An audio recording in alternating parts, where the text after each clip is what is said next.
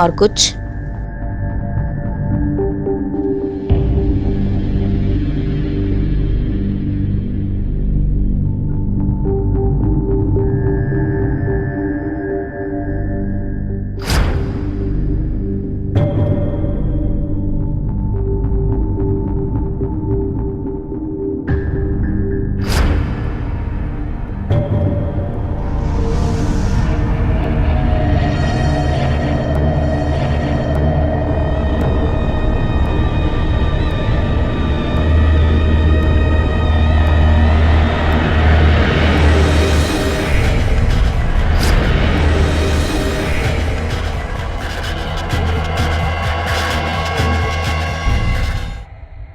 माँ, चाय देना, मैं बाहर हूं। माँ! मेरा अच्छा बच्चा सोनू अब मम्मा के हाथ से खाना खाएगा। मुंह खोलो। सोनू मुंह खोलो। Good boy. करी करी कर। जा रहा हूं मैं। फिर कब आओगे? पता नहीं, देखता हूं। सोनू का जन्मदिन है अगले हफ्ते, याद है ना? अब सोनू का जन्मदिन मुझे याद रखना पड़े? इसे कुछ पता चलता है? इसे कुछ समझ में आता है जन्मदिन के बारे में?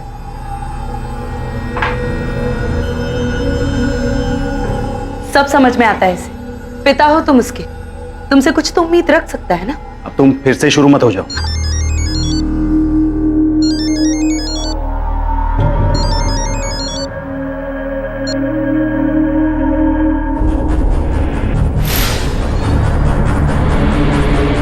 घर में और कौन था? सब पूछताछ कर रहे हैं हम, पता चल जाएगा।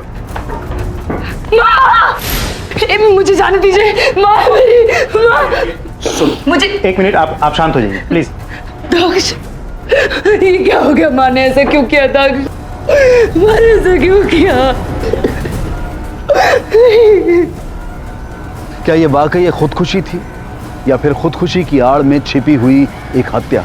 जिस दिन लता की मौत हुई उस दिन वो बहुत व्याकुल, बहुत परेशान सी नजर आ रही थी। क्या इस बात का उसकी मौत से कोई ताल्लुक था? अपने पति की मृत्यु के बाद लता ने अकेले ही अपनी बेटी चारू और बेटे दक्ष की परवरिश की। 16 साल की उम्र में ही चारू ने घर की सारी जिम्मेदारियां अपने कंधों पर उठा ली और अपने से 4 साल छोटे भाई दक्ष को पढ़ाया लिखाया, बड़ा किया। बेशक इस छोटे से परिवार ने कई मुश्किलों का सामना किया और फिर ये अचानक इस तरह से लता की मौत क्यों? वास्तव में लता की मौत सिर्फ एक शुरुआत थी, एक ऐसी आंधी की जिसकी भनक तक किसी को नहीं थी। No, not a suicide.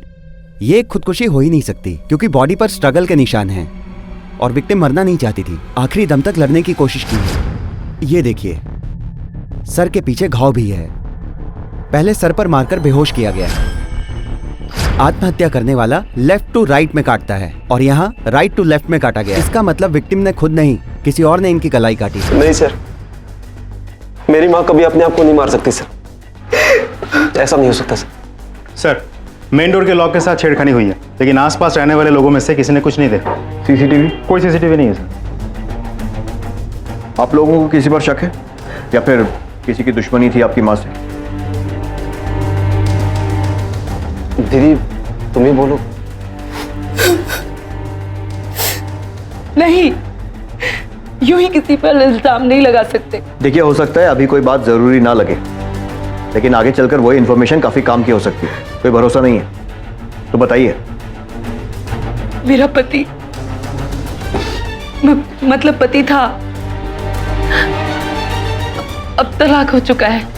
Ramesh, उसने धमकी दी थी। सर छोड़ दीजिए मुझे। सर मैंने कुछ नहीं किया। सर तुम दोनों सर धोखेबाज हैं, ये लोग झूठे हैं सरासर। ये झूठे तो तुम हो जो अपनी बीवी पर जबरदस्ती करते हो। साहब, ये आए दिन मेरी बेटी को मारता पीटता है। और धमकी किसको दे रहा है बे? क्या हालत कर दी मेरी दीदी की, जेल में सड़ेगा पंजा भी। मत तो आना, तुझे बताता हूँ मैं। हाँ बोलो। चला, देख लूंगा तुम लोगों को वापस आके। मैं कह रहा हूँ, तुम देख लूंगा तुम लोगों को मैं। साहब, कुछ ना ये लोग के घर में चलता ही रहता है। और उनकी बेटी है ना, क्या नाम है, धारा नहीं, हाँ चारू साहब, वो जब भी ये घर में आती थी ना, इनके घर में झगड़ा होता ही था साहब। चारू ने तो पूरे घर का खर्चा उठाया है सर, अपने भाई को बड़ा किया।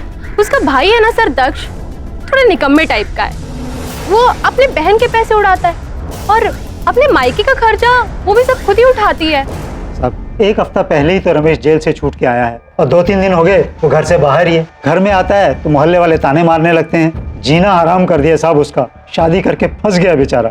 चारू, उसकी माँ और उसका भाई, तीनों ने मिलकर उसकी जिंदगी हराम कर दी है साहब। धोखा दिया है उसे।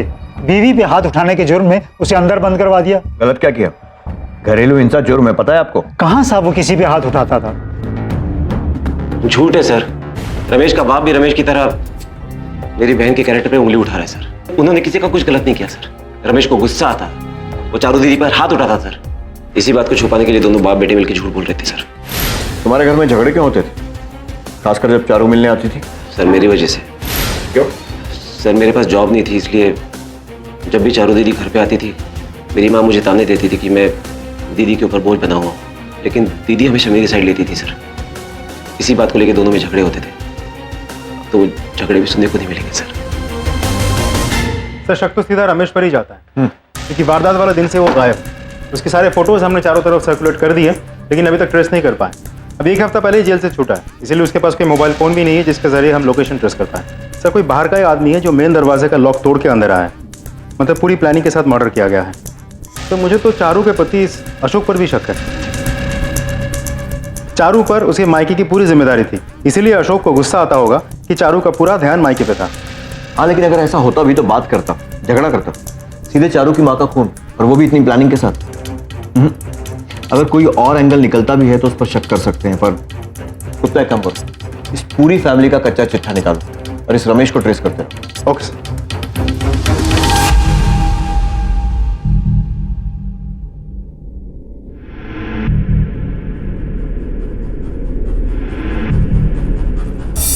लता वर्मा के मर्डर केस का सबसे बड़ा संदिग्ध रमेश खुद शिकार बन चुका था। अब पुलिस के सामने एक नहीं बल्कि 2-2 हत्याओं का मामला था। सवाल यह था कि क्या रमेश के कत्ल का लता की मौत से कोई ताल्लुक था? पुलिस अब इन दोनों मामलों को जोड़कर जांच करने लगी। सर मुझे तो पता भी नहीं था कि वो जेल से छूट गया था।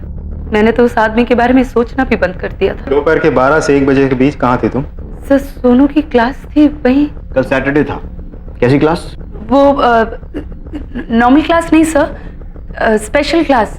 सोनू ऑटिस्टिक है ना सर, तो शनिवार को उसकी स्पेशल क्लास होती है। सर हम लोगों का रमेश से कोई लेना देना नहीं है सर। वो दीदी के साथ इतना बुरा बर्ताव करता था, उसके बावजूद आज तक उस पर हाथ नहीं उठाया सर। तो अब क्या मारूंगा सर उसको? हम लोग ऐसे लोग नहीं हैं सर। लेकिन इस बार तो तुम्हारी माँ का मर्डर हुआ है और तुम्हें तो उस पर पहले से ही शक था, तुम नहीं बताया था? हाँ लेकिन सर तब भी मैं पहले पुलिस के ही पास आता। कल दोपहर 12 से 1 के बीच में कहाँ थे? सर मैं सोनू और दीदी को लेके सोनू के स्कूल गया और उसके बाद बाहर वेट करता रहा, और जब 2 बजे उसकी क्लास छूटी तो। 2 घंटे? और तुम वहीं रुके रहे? हाँ सर मुझे तो आदत है। एक काम करो, रमेश की सारी डिटेल्स निकालो। जिस जेल में था जेलर से बात करो, पता करो जेल में किसी से दुश्मनी थी या नहीं। दक्ष, चारू और अशोक तीनों की मर्डर के समय मोबाइल फोन लोकेशन निकालो। Okay sir. ये भी हो सकता है कि इस रमेश ने ही लता का मर्डर किया हो। सर अशोक गुप्ता के डिटेल्स। पद्मा गुप्ता, 2 शादियां, इंटरेस्टिंग। 2 शादियां करने के जुर्म में तो तुझे अंदर करेंगे ही, लेकिन उससे पहले कुछ और सवालों के जवाब चाहिए। जहां रमेश की डेड बॉडी मिली थी कल तू वहीं था, 11:15 बजे। नहीं सर, आप लोगों को कुछ गलतफहमी हो रही है। मुझे क्या पता आपको डेड बॉडी कहाँ मिली? मेरे हिसाब से कोई लेना देना नहीं है। हमने तेरे मोबाइल फोन की लोकेशन ट्रेस की है। तू आर.के. सिंह नगर से 1 किलोमीटर आगे था। याद आया कुछ? सर जो पूछ रहा है ना चुपचाप जवाब दे, वरना हवालात में डाल के डंडे से सच उगलवाएंगे तुझसे। मुझे नहीं पता सर। सर ये ऐसे नहीं मानेगा, अंदर करना होगा। चल चल चल चल। नहीं चल, रुकिए, मैं बताता हूँ।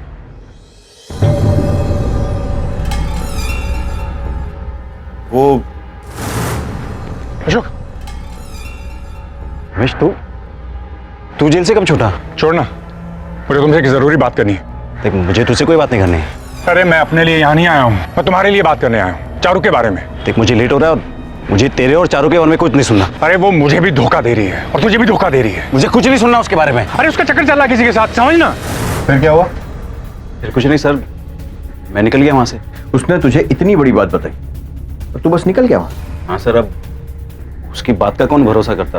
क्या पता वो मेरे और चारू के रिश्ते को तोड़ने के लिए झूठ बोल रहा हो। और तुझे चारू पर कभी शक नहीं हुआ?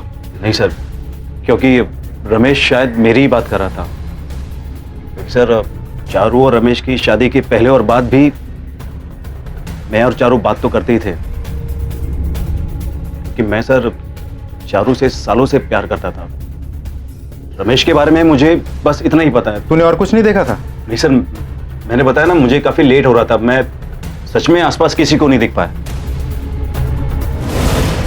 गुप्ता, दोनों केसेस उलझ गए। रमेश के पास मोटिव था लता को मारने का। अगर इस एंगल को पकड़ कर चला जाए तो फिर दक्ष और चारू दोनों के पास मोटिव था रमेश को मारने का, अपनी माँ की मौत का बदला लेने के लिए। फिर अशोक था। अशोक के बारे में कुछ भी साफ नहीं कह सकते। बड़ी अजीब सी सिचुएशन है, किसी के भी खिलाफ कोई सबूत नहीं है। सर, हम जब अशोक के साथ बात कर रहे थे, उसकी बीवी को देखा था आपने? बहुत गुस्से में थी। बात करो उससे, पता करो कि ये गुस्सा सिर्फ पति की दूसरी बीवी के लिए था या कुछ और भी। Okay sir. हेलो,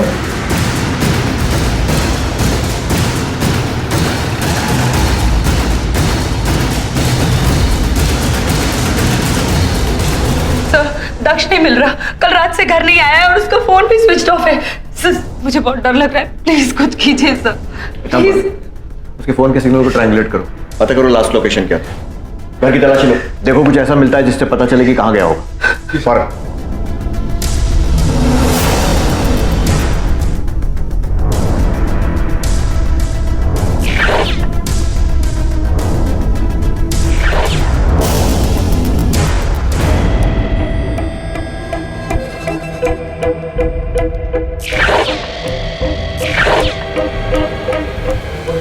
बेटा, सोनू नाम है ना तुम्हारा? ये दिखाओ, कौन है ये? ये तुम हो? क्या हुआ, इतना डरे हुए क्यों हो? सोनू, सोनू रुक जाओ। सोनू, बेटा। आखिरी बार दक्ष को कब देखा था? जी, कल। दीदी, मैं पूजा के लिए पंडित जी से बात करके आता हूँ, नहीं तो वो चले जाएंगे। ठीक है। अच्छा, वो जो मंदिर के बगल वाली जो दुकान है ना, वहां से सामग्री भी लेकर आना। पैसे हैं ना तुम्हारे पास? हाँ, पैसे। ठीक है। लेकिन वो नहीं लौटा। सब मेरी कुछ समझ में नहीं आ रहा है। पहले माँ, फिर रमेश और अब। हो सकता है कि गुस्से में आकर उसने रमेश का मर्डर कर दिया हो और उसके बाद डर के मारे भाग गया हो। सर, वो अपनी बहन को, अपने भांजे को छोड़कर ऐसे नहीं भाग सकता सर। जरूर कोई बात हुई है सर, प्लीज उसे ढूंढिए सर, प्लीज। आपको क्या लगता है सर? रमेश ने जेल से निकलते ही बदला लेने का मन बना लिया होगा। सबसे पहले लता को मारा, फिर या तो वो दक्ष तक पहुंच गया या दक्ष उस तक पहुंच गया। नतीजा रमेश की मौत। मुझे लगता है दक्ष पकड़े जाने के डर से भाग गया होगा। ऐसा कुछ हुआ होगा।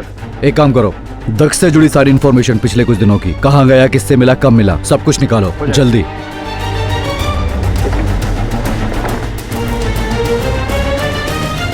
तुम्हें हमारी जरा भी परवाह नहीं है ना? पहले माँ के साथ जो कुछ भी हुआ और अब दक्ष गायब है और तुम अब भी वही हो ना? अरे बात को समझो जरा। देखो, पुलिस की नजर है मुझ पे, खासकर इन दो शादियों की वजह से। कैसे आओ मिलने? देखो, कुछ दिनों तक हमें दूर रहना पड़ेगा, जब तक कि ये मामला ठंडा नहीं पड़ जाता। मैं कुछ नहीं जानती, तुम बस आ जाओ। मुझे तुम्हारी जरूरत है, हमें तुम्हारी जरूरत है, प्लीज। अरे तुम समझ क्यों नहीं रही? मना किया था ना तुझे? तेरी हिम्मत कैसे मेरे पति को फोन करने की? शर्म नहीं आती तुझे? बार बार फोन करके हमें परेशान करती रहती है। अरे अपना रोना ना किसी और के सामने जाके रो। आखिरी बार बोल रही हूँ, वार्न कर रही हूँ, तुझे बहुत पछताएगी तू। छोड़ूंगी नहीं तुझे और तेरे पागल बच्चे को, समझी?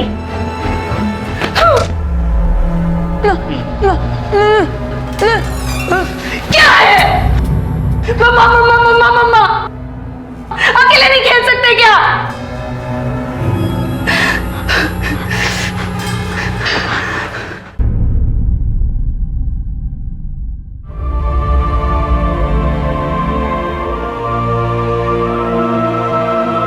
सुनो सुनो बेटा, मम्मा सॉरी।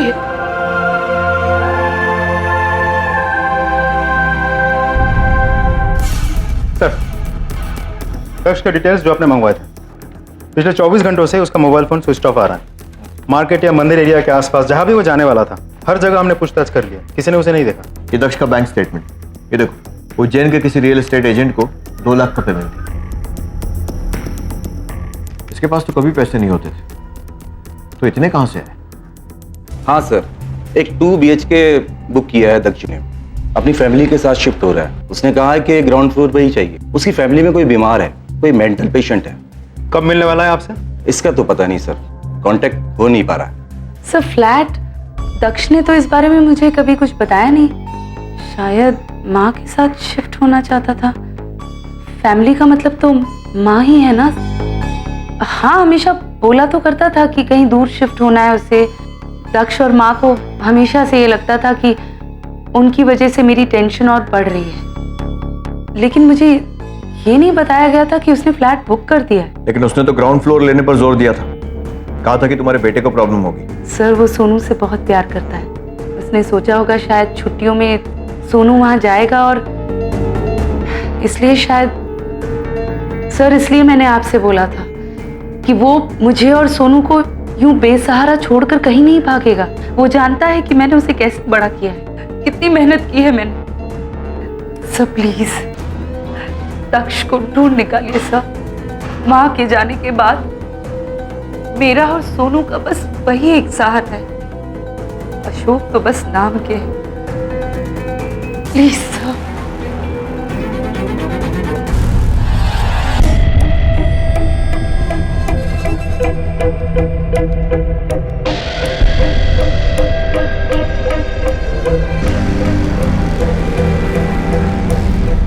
सर आपको वाकई लगता है इसे कुछ नहीं पता इस बारे में? समझ नहीं आता दक्ष ने अपनी बहन से ये बात क्यों छुपाई। अजीब बात है। सर डॉक्यूमेंट्स के हिसाब से जिस घर में दक्ष रह रहा था उसकी माँ के नाम पे है, लेकिन इंस्टॉलमेंट वगैरह सब चारू ने भरे, क्योंकि कमाने वाले सिर्फ चारू थे। सर ऐसा भी हो सकता है कि चारू को इस फ्लैट के बारे में सब पता चल गया हो। उसे गुस्सा आया हो कि भाई दक्ष ने माँ के साथ मिलकर नए फ्लैट खरीदने के चक्कर में पुराने घर बेचना चाहा, जिसमें चारू ने अपने मेहनत के पैसे लगाए। उसे गुस्सा आया हो, उसने दक्ष को मार दिया। और सर ऐसा भी हो सकता है कि अशोक खुद इन्वॉल्व हो, दो घर एक साथ चला के वो शायद फ्रस्ट्रेट हो गया हो, तो चारू और अशोक दोनों ने मिलकर भाई दक्ष को मार दिया हो। या ये भी हो सकता है कि दक्ष खुद गायब हो गया और दोनों को या फिर किसी एक को फंसाने की कोशिश कर रहा हो। पुलिस के सामने संभावनाएं अनेक थी, लेकिन सबूत एक भी नहीं। लता की रहस्यमय हत्या के बाद सबसे बड़ा संदिग्ध रमेश खुद मृत पाया गया था, और यहां दक्ष के मामले में ना तो कोई संदिग्ध था और ना ही कोई आरोपी। क्या ये सारी हत्याएं जुड़ी हुई थी? क्या जायदाद के लिए खुद चारू और अशोक ने दक्ष की जान ली थी? सबूतों के अभाव में अचानक एक ऐसी घटना घटी जो इस केस में एक नया मोड़ ले आई।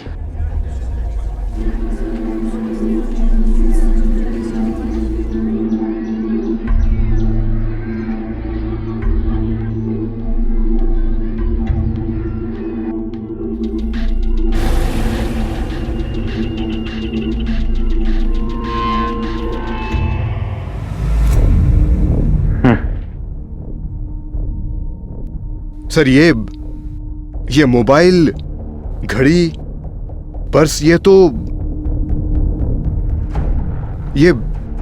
दक्ष का ही है सर। एक बार बॉडी भी देख लो, शिनाख्त जरूरी है। चारू, अशोक मुझे नहीं देखना प्लीज। सर मुझे नहीं देखना। ये अंगूठी, बटुआ, फोन, घड़ी कुछ नहीं देखना सर। ये मेरा भाई नहीं है। चारू ये मेरा भाई हो ही नहीं सकता। मुझे नहीं देखना। अगर तुम नहीं देखोगी तो उसे सही से कौन पहचानेगा? हाँ? चलो चलो कुछ नहीं हो। चलो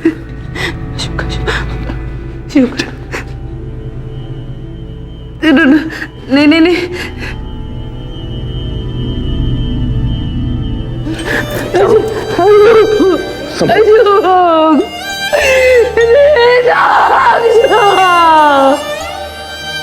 पहले बात चलेगी।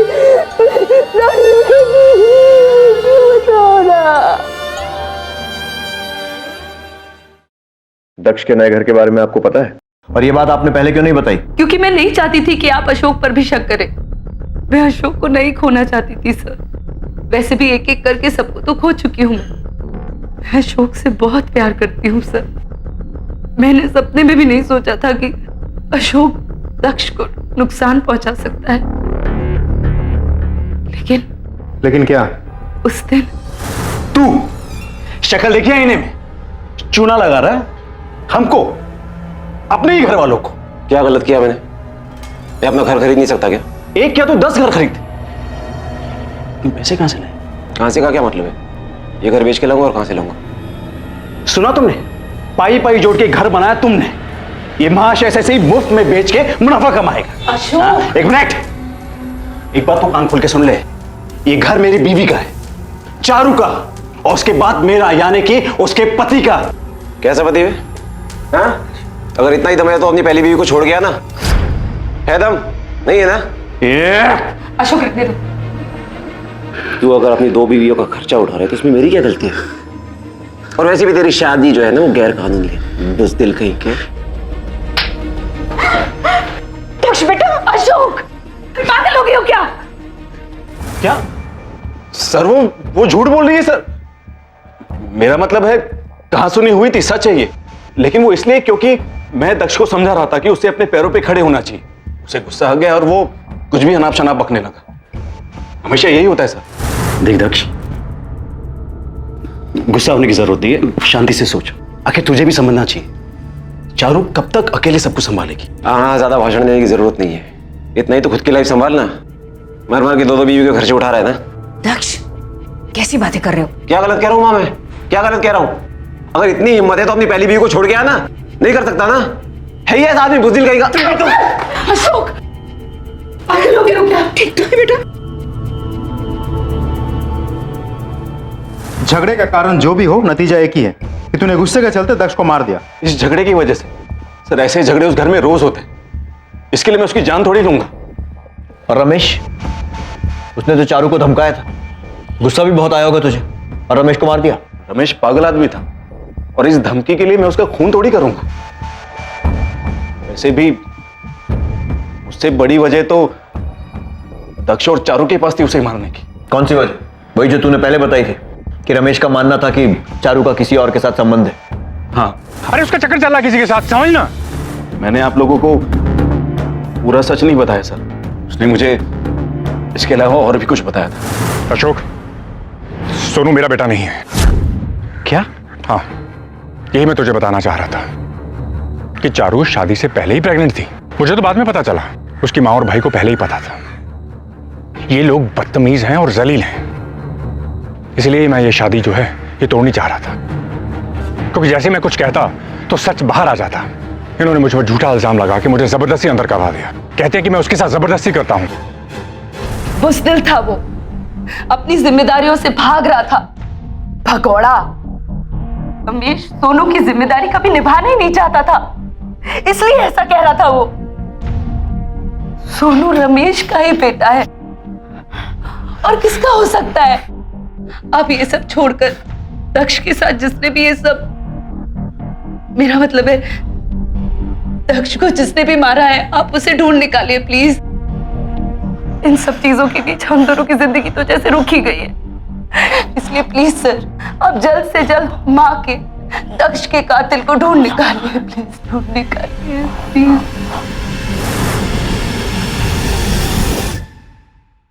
सर, कोई तो पॉइंट है जो हम मिस कर रहे हैं। देखा जाए तो एक ही पैटर्न है। लता के मर्डर का शक रमेश पर गया, रमेश की मौत हुई। रमेश के मर्डर का शक दक्ष पर गया, हमें दक्ष की डेड बॉडी मिली। उसकी जली हुई लाश का स्कल और चेहरे की हड्डियां काफी हद तक दुरुस्त पाई गई हैं। उन्हें भोपाल भेजने का इंतजाम करो। Sir, Bhopal? Central forensic lab की ब्रांच है वहां पर। एक्सपर्ट से उन हड्डियों के जरिए 3D फेशियल मैपिंग करवाओ और चेहरे का स्केच बनवाओ, फिर उसे दक्ष के चेहरे के साथ मैच करके देखते हैं। Okay sir.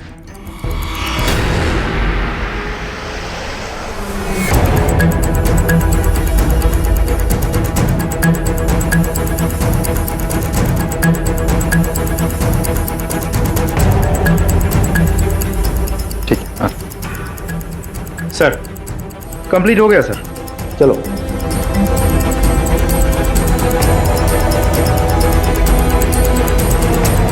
सर, ये तो बिल्कुल मैच नहीं करता। इसका मतलब ये है कि वो बॉडी दक्ष की थी ही नहीं, और दक्ष अभी तक जिंदा है। सर, ये कुछ दोस्त और पड़ोसियों के भी बयान मिले। उनके मुताबिक दक्ष पैसों को लेकर बहुत मायूस था। अपनी माँ के साथ उसकी अनबन भी चल रही थी। सर, ऐसा तो नहीं कि उसी के चलते उसने अपने माँ को मार दिया हो और अब नकली डेड बॉडी का नाटक करके अपनी बहन को नुकसान पहुंचाना चाहता हो। गुप्ता, अगर ये एंगल सही होता तो नकली डेड बॉडी हमें चारू के मर्डर के बाद ही मिलती, ताकि इन्वेस्टिगेशन बंद हो जाए और दक्ष भी बच जाए। Right sir. क्या सोच रहे हैं सर? सोच रहा हूँ कि कहीं चारू ही तो अपने भाई के साथ मिलकर ये सब नहीं कर रही। खैर चारू इन सब में इन्वॉल्व हो या ना हो, उसकी जान को शायद खतरा हो सकता है। Okay sir. क्या दक्ष जिंदा है? मैंने कहा था सोनू से कि दक्ष मामा जिंदा है, सबसे कहा था, किसी ने विश्वास ही नहीं किया। इसका मतलब दक्ष ने खुद अपनी मौत का नाटक रचा। लेकिन क्यों? पैसे के लिए, प्रॉपर्टी के लिए। और आपको भी थोड़ा सावधान रहना होगा। मुझे नहीं सर, मुझे थोड़ी। सर आप कह रहे हैं कि दक्ष ने ये सब किया, क्यों किया मैं नहीं जानती, लेकिन वो मुझे और सोनू को नहीं सर, कभी नहीं सर। वो हम दोनों को कभी नुकसान पहुंचा ही नहीं सकता।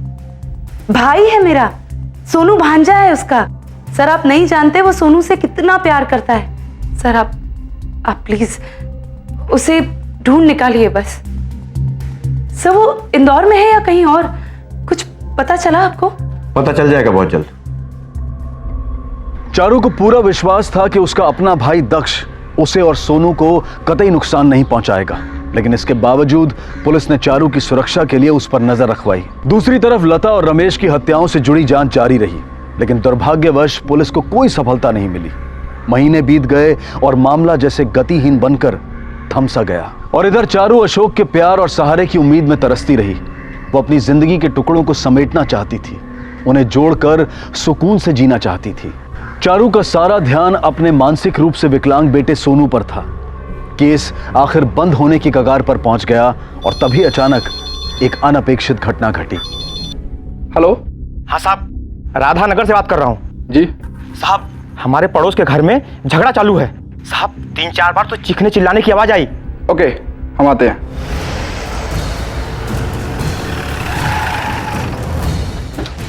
आपने फोन किया था?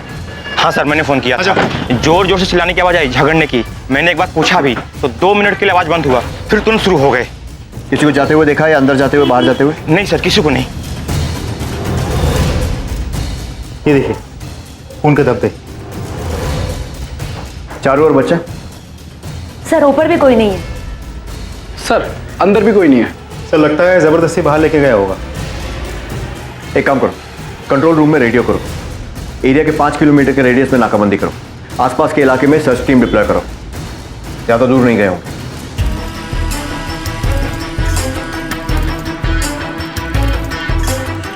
सर मुझे तो कुछ नहीं पता। आपने कुछ देखा था? सर मैडम ज्यादा किसी से बातचीत नहीं करती, लेकिन फिर भी कुछ तो याद है आपको? कुछ दिन पहले अशोक जी आए थे और पीछे से उनकी वाइफ आ गई थी, और उस दिन उनकी वाइफ और चारू मैडम के बीच में बहुत ज्यादा झगड़ा हुआ था। उस दिन भी तुझे बोला था ना मेरे पति से दूर रह। सीधी सीधी बात समझ में नहीं आती तेरी? नहीं समझ में आती? क्यों ना करूं? करूंगी मैं। शादी हुई है इनसे, मेरी हक है मेरा, मेरी और मेरी बच्चे की पूरी जिम्मेदारी है इन पे।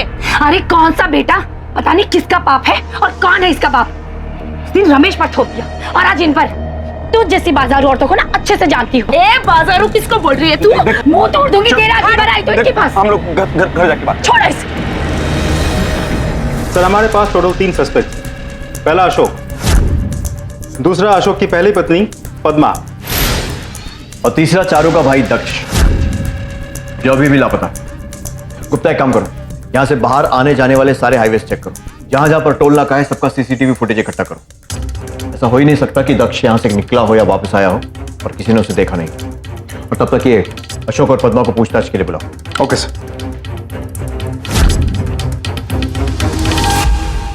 सर मुझे कुछ नहीं पता सर। मैं सच कह रहा हूं सर। देख, अगर पता चला ना कि तूने कुछ भी छुपाया है, घसीट कर उल्टा लटका कर उगलवाऊंगा। बोल। मैं सच कह रहा हूं सर, मुझे कुछ नहीं पता सर। रमेश सही कह रहा था सर। अरे उसका चक्कर चल रहा है किसी के साथ, समझना। चारू का कहीं और चक्कर चल रहा है सर। फिर यही बात थी तो हमसे छुपाई क्यों? क्योंकि सर तब तक भी मैं चारू के साथ ही रहना चाहता था सर। मैं 16 साल का था तब से उससे प्यार करता हूं। कभी सोचा नहीं था कि उससे शादी कर पाऊं। हमारी शादी को टूटते नहीं देखना चाहता था सर, लेकिन अब वो खुद ही चली गई। और उसके लिए भी लोग मुझे पे उंगली उठा रहे सर। मैं क्यों सबकी गालियां खाऊं सर? सभी को पता चले कि सच क्या है सर। कौन सा सच? सर हम दोनों में रोज झगड़े हुआ करते। चारू कहती थी कि मैं उसे टाइम नहीं दे पा, लेकिन सच तो यह है कि उसी के पास मेरे लिए टाइम नहीं होता था। रोज उससे मिलने चली जाती थी यार के पास, बेचारे सोनू को अपनी माँ के पास छोड़ के, और सारे मजे करने के बाद जब वापस आती थी तो मुझे ही गालियां देती। सर मैं ये सब बर्दाश्त नहीं कर पा रहा, मेरा दिमाग घूम रहा था सर, मैं पागल हो रहा था कि क्या हो रहा है मेरे साथ। सर ड्रामा क्यों कर रहा है? सच ये है कि बच्चा संभाला नहीं जा रहा था तुझसे, खासकर इसलिए क्योंकि वो तेरा बच्चा नहीं था, है ना? एक बात बता, तूने ही कहा था ना कि चारू से तेरे संबंध रमेश से शादी होने से पहले से थे, तो बच्चा तेरा भी तो हो सकता है। नहीं सर, ये नहीं हो सकता, क्योंकि हम लोग कभी उस हद तक गए नहीं सर। वो छूने ही कहा देती थी, ना शादी के पहले और ना शादी के बाद। अशोक झूठ मत बोल। झूठ नहीं बोल रहा सर, आपको चाहिए तो वो टेस्ट करवा लो सर, डीएनए। अब डीएनए टेस्ट की बात कर रहा है? हाँ, तब जब बच्चा गायब हो गया, बहुत शातिर है। कमीनी गायब होने के बाद भी पीछा नहीं छोड़ रही। सर, आप हम पर क्यों शक कर रहे हैं? मेरे और मेरे पति का कुछ भी लेना देना नहीं उस गिरी हुई औरत से। सर, आप जानते नहीं हैं, वो बहुत चालाक औरत है। अरे जानबूझकर गायब हुई है ताकि मुझे और मेरे पति को फंसा सके। सर, दरअसल बात यह है कि अशोक उससे और उस फालतू की शादी से छुटकारा पाना चाहता था, बस इसीलिए बदला ले रही है वो, क्योंकि अशोक उसके चंगुल से निकलकर मेरे पास वापस आ गया था। मेरे पास बच गई, वरना मेरे हाथ आती ना तो उसकी गर्दन पर उड़कर रख देती। मुझे नहीं लगता कि इन दोनों का लेना देना है चारू के गायब होने से। नहीं है सर, क्योंकि जब मैंने उसके घर के आसपास जाके पूछताछ की तो पता चला कि किसी ने भी वारदात वाले दिन उन दोनों को घर से निकलते हुए या घर को लौटते हुए नहीं देखा। मतलब वो दोनों घर पे ही थे। मतलब अब रह गया दक्ष, या तो उसी ने चारू को गायब किया है या फिर चारू से बचने के लिए कहीं चली गई है सारा नाटक रचा के। सर, टोल नाके की सीसीटीवी फुटेज। कहाँ की फुटेज है? सर, जबलपुर हाईवे की।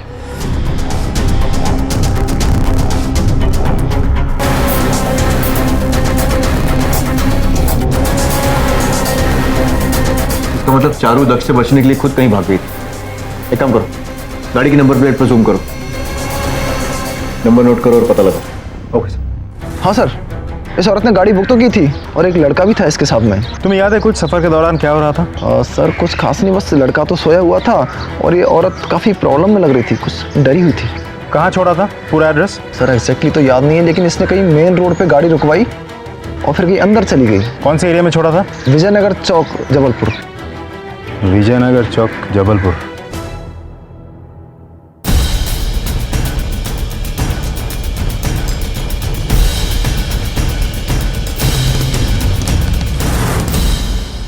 चारू, इसका बेटा ऑटिस्टिक है। इलाज कराने के लिए किसी ना किसी क्लिनिक में तो जाती होगी। इस इलाके में जितने भी डॉक्टर्स हैं उनकी लिस्ट मिल सकती है, खासकर ऐसे जो कि चारू के बच्चों जैसे पेशेंट से डील करते हैं। हो जाएगा सर। गुड। लिस्ट आते ही उन सभी डॉक्टर से पूछताछ करो, और अगर किसी के क्लिनिक में सीसीटीवी है तो उसका फुटेज भी मंगवा लो। नेक्स्ट।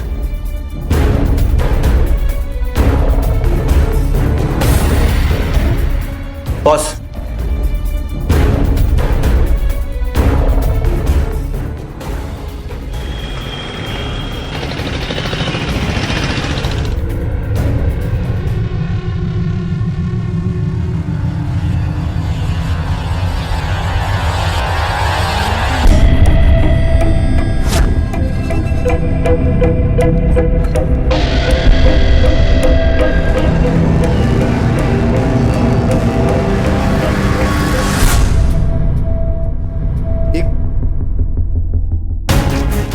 विंडो। बेटा, क्या देख रहे हो?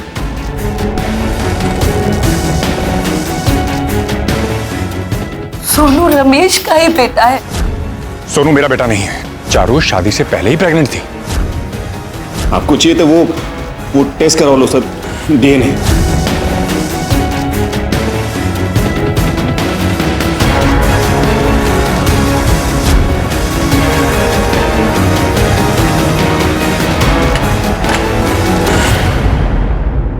कौन है यार? सर, आपका सामान। जाओ जाकर देख, जाओ ना, मैं तो तुम्हारे पास ही हूँ, जाओ। 2 BHK बुक किया है दक्ष जोशी, फैमिली के साथ शिफ्ट कर रहा है। माँ के साथ शिफ्ट होना चाहता था। फैमिली का मतलब तो माँ ही है ना। वो मुझे और सोनू को यूं बेसहारा छोड़कर कहीं नहीं भागेगा। तो वो सोनू से बहुत प्यार करता है। दक्ष को ढूंढ निकालिए सर। बॉस, इस क्लिनिक की सारी डिटेल्स निकालो। पेशेंट का एड्रेस भी रजिस्टर्ड हो, शायद चारू का पता मिल जाए। सर, अरे मैंने कोई किराने का सामान नहीं मंगवाया यार।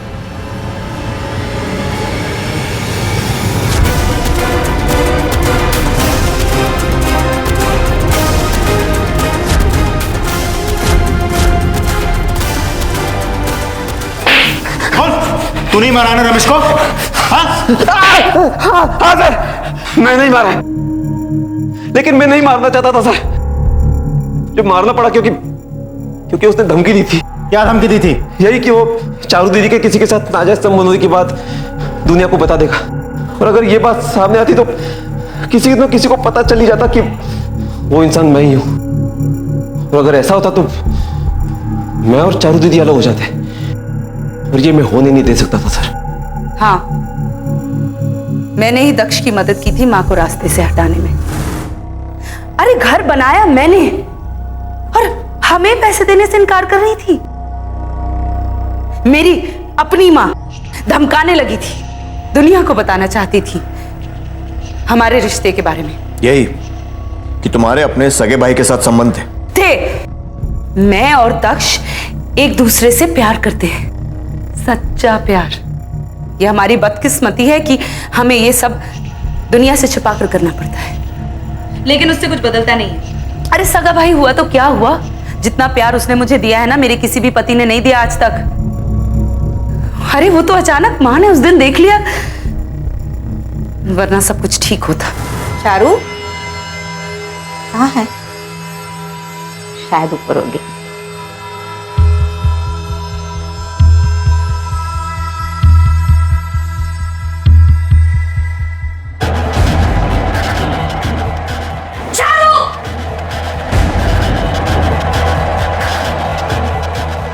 और तब माँ को पता चला कि मेरा और दक्ष का रिश्ता सालों से चला आ रहा है। वो डर गई, चौंक गई। बहुत धक्का लगा था उन्हें, क्योंकि उन्हें लगता था कि रमेश से शादी से पहले मेरा अशोक के साथ रिश्ता था, और ये बच्चा सोनू भी अशोक का ही है। लेकिन शादी के 7 महीने बाद ही सोनू पैदा हो गया, और तब से रमेश मुझ पर शक करने लगा। सोनू की दिमागी हालत को देखकर वो पहले ही मुझसे रिश्ता तोड़ना चाहता था, और फिर धमकाने लगा, कहने लगा कि दुनिया को बता देगा कि मेरा किसी के साथ नाजायज संबंध है। इसलिए हमने उस पर झूठा इल्जाम लगाकर उसे जेल भिजवा दिया। और अशोक, उससे शादी क्यों की थी? अरे मैं नहीं करना चाहती थी अशोक से शादी। रमेश से तलाक के बाद मैं फिर दक्ष के पास चली गई। हमें खूब आजादी मिली, हमारा रिश्ता भी मजबूत होता चला जा रहा था। लेकिन फिर माँ ने अचानक उस दिन देख लिया और जिद कर बैठी कि अशोक से शादी कर लो। घिन आती है मुझे जब भी वो मुझे छूने की कोशिश करता था, क्योंकि मैं सिर्फ एक की हो सकती हूँ, और वो है दक्ष। मैंने आज तक सिर्फ चारू दीदी से प्यार किया है। उन्होंने मुझे बचपन से पाल पोस कर बड़ा किया है, मेरी हर ख्वाहिश पूरी की है, मुझे दुनिया की हर चीज दी है, यहां तक कि खुद को भी। शायद कोई नहीं समझ सकता कि हम एक दूसरे से कितना प्यार करते हैं। कोई समझ पाएगा भी नहीं। अपने ही सगे भाई से संबंध, और उसे छुपाने के लिए अपनी मां का कत्ल। शर्मानी चाहिए तुम्हें। आजकल की इस बेदिल बेरहम दो मुही दुनिया में परिवार और पारिवारिक रिश्तों का महत्व बढ़ गया है। इन्हीं से हम सच्चे प्यार और सहारे की उम्मीद रखते हैं। लेकिन दक्ष और चारू का रिश्ता ना तो सभ्य था और ना ही स्वाभाविक।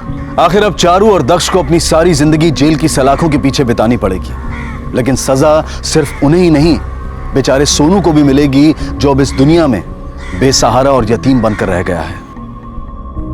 प्रकृति के नियमों का पालन और आदर जरूरी है, क्योंकि जब इन्हें नजरअंदाज किया जाता है तब अपराध पैदा होता है और अन्याय होता है सोनू जैसे मासूमों के साथ। इसी विचार के साथ अब मैं अनूप सोनी आपसे विदा लेता हूं। फिर मुलाकात होगी अगले एपिसोड में जुर्म की एक और कहानी के साथ। तब तक अपना और अपने परिवार का ख्याल रखें और देखते रहें क्राइम पेट्रोल डायल 100। सबक एक को सीख हम सबको। जय हिंद। हमारी पुलिस दिन रात हमारी सुरक्षा के लिए जुटी रहती है। मुश्किल हालात, खतरनाक अपराधी, जान पर जोखिम, ये सब उनकी रोजमर्रा की जिंदगी का हिस्सा है। लेकिन कितनी बार हम पुलिस कर्मियों को आम इंसान की तरह से देखते हैं। कितनी बार ये ख्याल आता है कि उनका घर परिवार कैसा होता होगा, उनके निजी और पारिवारिक जीवन पर उनके काम का कैसा और कितना असर पड़ेगा।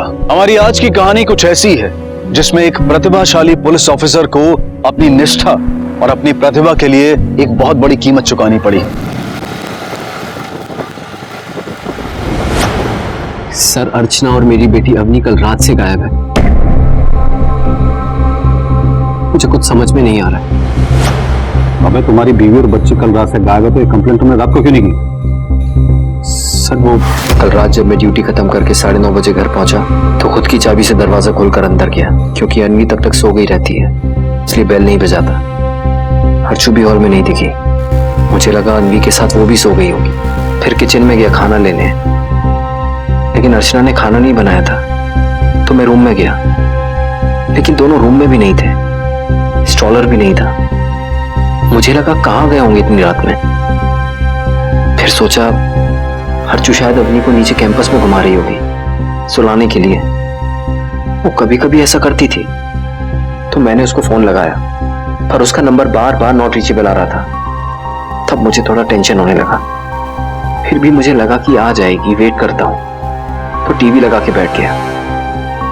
फिर कब सो गया मालूम ही नहीं पड़ा। अचानक आंख खुली तो देखा 4 बज गए थे, पर दोनों तब भी वापस नहीं आए थे। तो फिर मैं बहुत डर गया और घर से भाग के निकला उनको ढूंढने। हर्षू! हर्षू! अभय, इतनी सुबह 4 बजे दरवाजा क्यों पीट रहे हो? श्वेता, अर्चना यहाँ आई क्या? नहीं, यहाँ तो नहीं आई। देख, झूठ मत बोल। मैं क्यों झूठ बोलूंगी, आके देख लो। अबे अर्चू! अरे काय ना अर्चू! अवनी! अवनी! अरे झाला काय बाबा? अर्चू कहाँ है? अर्चना क्यों नहीं आली? इधर नहीं आई तो कहाँ गई? इधर जाएगी म्हणजे? ये बाबा, तुम्ही काय बोलू नका. आत्ताच रखली माझी. जा. पण अवनी कुठे है? अनिश, बच्चे को लेके भी कहाँ गई है? किधर है दोनों? अरे ऐक का. अबे! राघव, अर्चना की कॉल रिकॉर्ड से निकलवा फटाफट। लास्ट कॉल, लोकेशन, सब कुछ। ठीक है, एक मिनट। अबे, इस केस को हम लोग हैंडल करेंगे। इसमें तुम्हारी फैमिली इन्वॉल्व है, तुम अपने आप पे कंट्रोल नहीं कर पाओगे। और वैसे भी ये प्रोटोकॉल है। सर, भाड़ में क्या प्रोटोकॉल? मेरी बीवी और बच्ची गायब है, उनकी जिंदगी का सवाल है। मैं शांत नहीं बैठ सकता। ठीक है, बट ऑफिशियली नहीं। इस केस का इन्वेस्टिगेशन इंचार्ज राघव होगा। सर, मैं कैसे? मैं तो अभय का जूनियर हूं, तो इस केस को मैं कैसे? राघव, क्या फर्क पड़ता है इन्वेस्टिगेशन कोई भी हेड करे? मुझे सिर्फ अवनी और अर्चना को ढूंढना है। सर, मैं कांस्टेबल को लेकर घर जा रहा हूँ, वहां पे छानबीन करने। ठीक है, तुम दोनों तो एक ही बैच के हो ना? हाँ सर, हम दोनों एक ही बैच के हैं, लेकिन अभय का रिकॉर्ड मुझसे बहुत बढ़िया है। 90% केसेस तो उसने ही क्लोज किए हैं। और सर, वैसे भी 2 हफ्ते में उसका प्रमोशन हो जाएगा, वो मेरा सीनियर हो जाएगा। तो सर, मैं कैसे इस केस को लीड कर सकता हूँ? लेकिन राघव, रूल यही है। सर देखिए ना, 2 दिन पहले ही उसके घर पे गेट टुगेदर की पार्टी थी। हम सब थे वहां पर, सब कोई कितना खुश था। आज अचानक से उसकी बीवी और बच्ची गायब है, यकीन ही नहीं होता सर।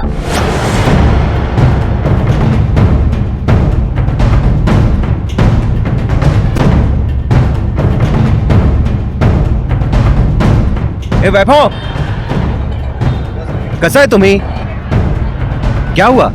अर्चना कल से गायब है, आपने देखा था उसे? अरे वहीनी कल तो शाम को आई थी, बच्चे का डायपर वगैरह लेकर गई। ये लीजिए।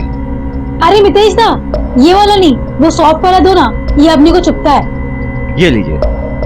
चले बाबू अपनी।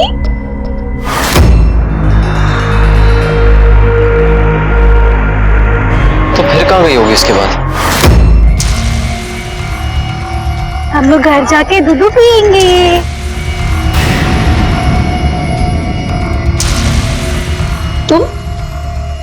तुम यहाँ? अभय, 2 मिनट बैठ के सांस तो लो। हम लोग ढूंढ रहे हैं ना, मिल जाएंगे। नहीं बैठ सकता मैं, कुछ तो गड़बड़ है, मुझे अंदर से लग रहा है। क्या गड़बड़ है? साहब, हमारी बच्ची के बारे में पता चला?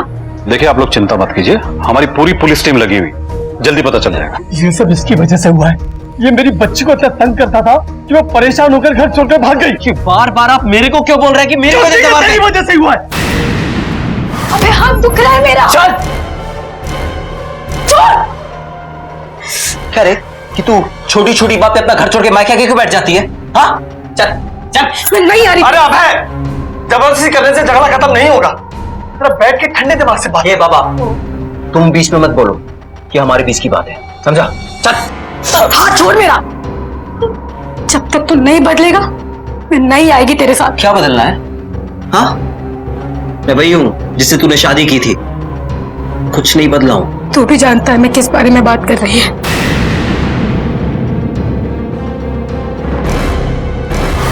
देखिए जो होना था वो हो गया, अब झगड़ा करने से क्या फायदा? हम सबको चाहिए कि सबसे पहले अर्चना और उसकी बच्ची को ढूंढा जाए। हम लोग लगे हुए हैं, जैसे कुछ पता चलेगा आप लोगों को बता दिया जाएगा। फिलहाल आप लोग जाइए। और अबे तुम अपने गुस्से पे काबू रखना सीखो। सर अर्चना के फोन रिकॉर्ड्स आ गए। सर अर्चना के कॉल रिकॉर्ड से पता चला है कि उसकी लास्ट लोकेशन गणेश नगर की थी। एक नंबर से अर्चना को काफी कॉल्स आते थे और वो नंबर किसी विनोद कुडपकर के नाम का है। ये देखिए। विनोद? सर ये तो उसके कॉलेज का फ्रेंड था। और सर कॉल रिकॉर्ड से ये भी पता चला है कि इस विनोद का एड्रेस भी गणेश नगर में ही है और पिछले कुछ दिनों में अर्चना ने भी इसे काफी कॉल्स किए थे। सर दोनों साथ में पढ़ते थे और अभी इंटरनेट पे कुछ दिन पहले टच में आए थे, इतना पता था मुझे, पर ये नहीं पता था कि वो उससे मिलने जा रही थी। अबे राघव, तुम दोनों विनोद की जन्मपत्री निकालो। ठीक है सर।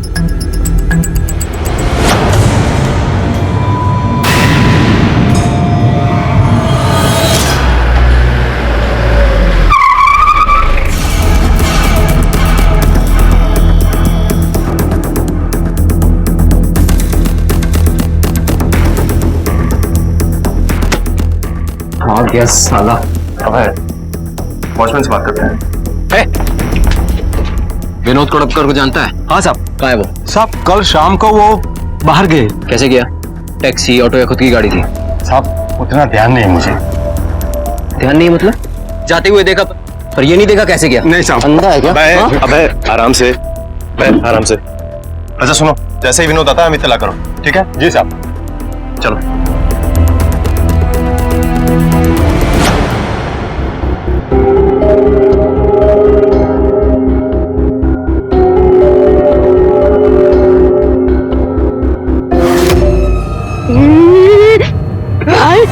पहले अर्चना फिर मीनाक्षी, क्या कोई खतरनाक और सरफिरा मुजरिम चुन चुनकर ऐसी औरतों को अपना निशाना बना रहा था जिनके छोटे बच्चे थे, या फिर ये महज एक इत्तेफाक था? ये मुजरिम कितना बर्बर था और किस हद तक जा सकता था, इसकी कल्पना भी नहीं की जा सकती थी। लेकिन अब तक जो बातें सामने आई थी उससे पुलिस के दिमाग में एक सवाल उठा था कि सब इंस्पेक्टर अभय की पत्नी अर्चना के दोस्त विनोद का इस सबसे क्या लेना देना था, और अवनी पर मंडराते खौफ के बादल भी क्या इसी कहानी का एक भयानक हिस्सा है? आखिर अवनी है कहां? सर विनोद के ऑफिस से पता चला है कि वो 2 दिन से छुट्टी पे है और उसका फोन भी बंद है सर।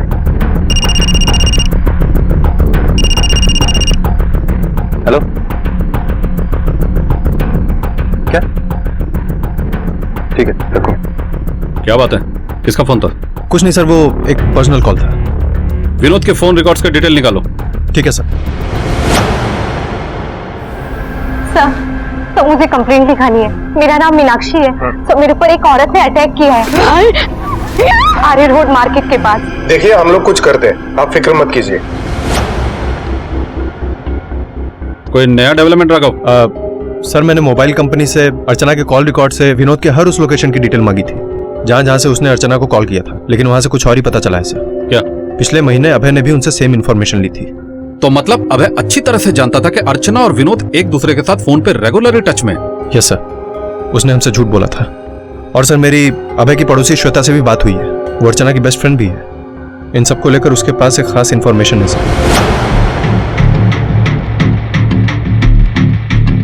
मीनाक्षी ने बताया था अटैकर हमला करने के बाद उस तरफ भागा था। चलो।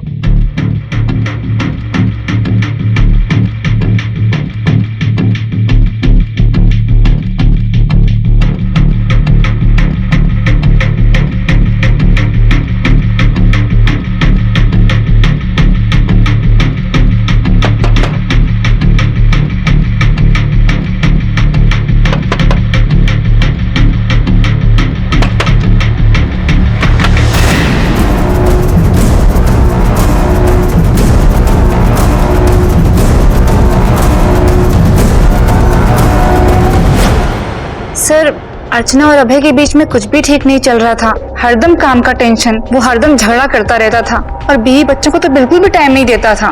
खाली पीली उस पर शक करता था कि उसका विनोद के साथ चक्कर चल रहा है। अर्चना बेचारी बहुत परेशान रहती थी। वही थोड़ा दूध मिलेगा क्या? वो घर में वो जल गया। हाँ तो फिर ये फॉर्मल क्यों हो रही है इधर? और सुना, बाकी सब ठीक है?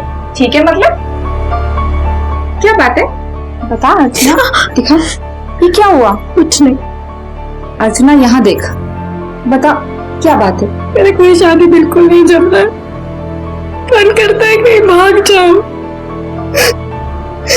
तुम बताओ बहनी, क्या मैं इतनी बुरी हूँ कि मेरा पति मुझ पर बिल्कुल भी भरोसा नहीं कर सके? नहीं अर्चना, ऐसा मत कर। सर, अभय आपके साथ काम करता है तो आप लोगों को ज्यादा पता होगा कि उसका गुस्सा कैसा है। उसकी तो कभी भी सटक जाती है। तू यहाँ मेरे खिलाफ मेरे पुलिस स्टेशन में ही उल्टा सीधा बोल रही है? हाँ? छोड़ूंगा नहीं तुझे, समझी? यहाँ मेरी बीवी बच्चे गायब है तो तू मेरी नाम का भी फाड़ रही है। अबे कंट्रोल करो खुद पर। एक पुलिस ऑफिसर होते हुए भी नहीं जानते कि औरत से कैसे बात किया जाता है? देख वैनी, अगर तूने मेरी और अर्चू के बीच और आग लगाई ना तो अच्छा नहीं होगा। मेरी खोपड़ी सटक जाएगी तो बहुत पछताएगी। संभाल के अबे, तुम खुलेआम एक गवाह को थ्रेटन कर रहे हो। अभी और इसी वक्त इस केस के इन्वेस्टिगेशन से तुम निकाल दिए जाते हो। अब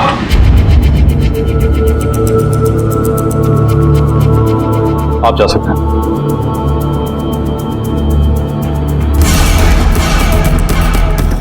सर, मुझे लगता है कि ये श्वेता सच कह रही है। हो सकता है कि अर्चना सच में अभय से बहुत दुखी हो, इसीलिए विनोद के साथ भाग गई हो। या कहीं ऐसा तो नहीं कि अभय ने ही अपनी बीवी और बच्ची का मर्डर? अभय जिसकी पत्नी और बच्ची लापता थे, फरियादी भी था और अभियुक्त भी। पुलिस को अपने ही साथी के खिलाफ केस बनाना था, उसे रंगे हाथों पकड़ना था, क्योंकि अब तक जितने भी सबूत और गवाह सामने आए थे वो अभय की ओर इशारा कर रहे थे। पुलिस हर कदम पर यह सवाल कर रही थी कि क्या अभय अपनी ही पत्नी और छोटी बच्ची को नुकसान पहुंचा सकता है। अर्चना और उसकी बेटी अवनी की गुमशुदगी अब तक पुलिस के लिए एक पहेली बनी हुई थी।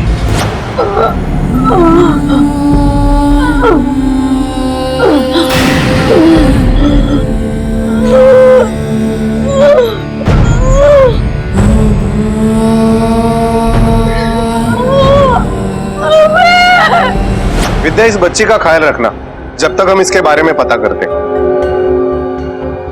ये लॉकेट पाटिल, और सर आसपास के सभी पुलिस स्टेशन में पिछले हफ्ते से जितने भी बच्चों के मिसिंग कंप्लेंट्स हैं, सबकी डिटेल्स निकालो। सर, ये टोटल 12 केसेस हैं जो बच्चे के डिस्क्रिप्शन से मैच होते हैं। ये तो सेम लॉकेट है, यही बच्ची है, शिवाजी नगर से मिसिंग है। ठीक है राघव, ये विनोद के बारे में कुछ पता नहीं चला ना? नहीं सर, लगता है कि विनोद अंडरग्राउंड हो गया है और उसका तो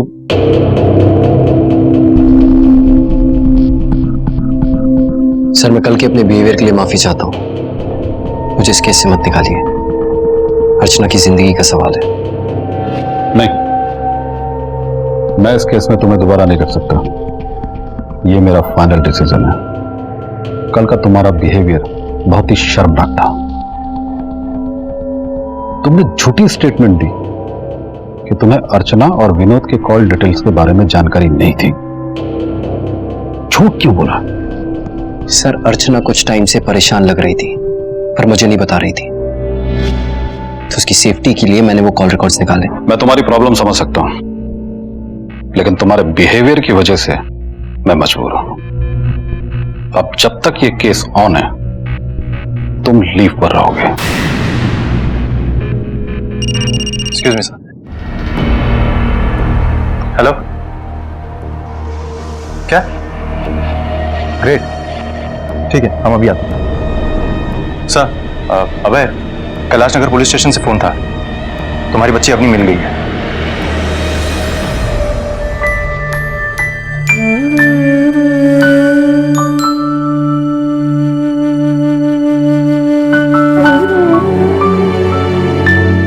कहाँ मिली? एक औरत के पास से। मुझे अभी मिलना है उससे। अभय, बच्ची इतने दिन बाद मिली क्या? तुम बच्ची का ख्याल रखो। यार मुझे एक बार तो मिलने दे यार राघव, मुझे जानना है कि कौन ये अभय अपनी प्रॉब्लम मत बढ़ाओ। Bharat, let's go. मैं तो पूजा को पाल रही थी, मैं उसको कोई नुकसान नहीं पहुंचा रही थी। मैं उसकी माँ जैसी हूँ ना। लेकिन वो तुम्हारी बच्ची तो नहीं है ना, उसके माँ बाप कोई और है, तुम नहीं हो। मेरी सोनू, मेरी बेबी, बाबा ने बिल्कुल ख्याल नहीं रखा ना तुम्हारा। पर तेरी आई किधर है? क्या हुआ उसको? मेरी भी बच्ची थी, भैया उसे भगवान नहीं गया। तुम्हें वो बच्ची कहाँ मिली? कचरे के डिब्बे में वो आदमी ने देखा था। कौन था वो आदमी? चेहरा देखा उसका? अंधेरा था, नहीं पा रहा है। उसके हाथ में ना कुछ तो था, उसने ना उसको मारा। वो ना पहचानती थी। हाँ हाँ ना, उसने कुछ तो चिल्लाया। क्या चिल्लाया उसने? अबे, मैं अपनी ही बच्ची को कचरे के डिब्बे में कैसे डाल सकता हूँ? तो फिर जब अर्चना पर हमला हुआ तो उसने तुम्हारा नाम क्यों लिया? उसकी आदत थी।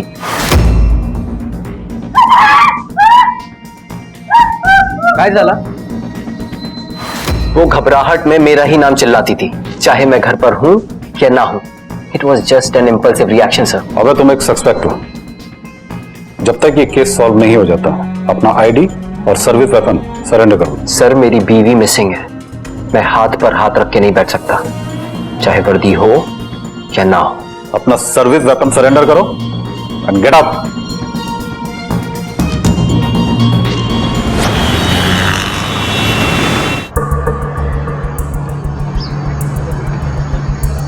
हम सालों से जिनके साथ काम कर रहे होते हैं, कितना जानते हैं उन्हें। अभी अभय के केस को लो, कितना ब्रिलियंट ऑफिसर है। कौन कह सकता अपनी वाइफ पर उसने अटैक किया होगा? नहीं सर, मैं मान ही नहीं सकता कि अभय ऐसा कुछ कर सकता है। एक काम करो सर, अभय पर 24 घंटे नजर रखो। ठीक है सर।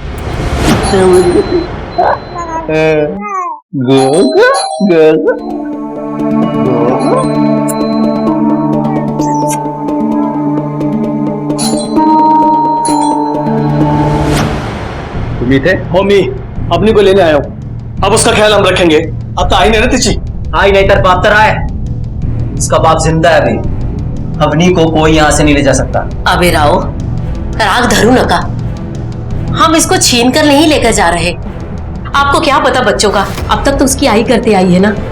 आपने तो 15 मिनट भी नहीं गुजारे होंगे उसके साथ। आपकी बच्ची तो आपको पहचानती भी नहीं। मैं सब संभाल लूंगा। अपनी के साथ ये चांस नहीं ले सकते आप। हम हट जाओ बाबा, अपनी को मैं लेकर जाऊंगा। मैंने बोला ना अपने को हाथ मत लगाना। हाथ छोड़ो। इस बार तुम पर सीनियर सिटीजन पर असॉल्ट का केस है।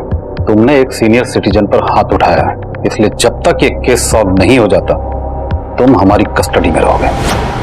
ये सब इंस्पेक्टर अभय के बेल पे पर है, क्या मैं उनको ले जा सकता हूँ? ठीक है, थैंक यू सर।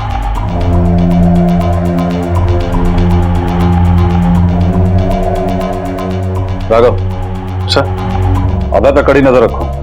वो बेल पे छूट चुका है, कुछ भी कर सकता है। मुझे उस पर जरा भी भरोसा नहीं है।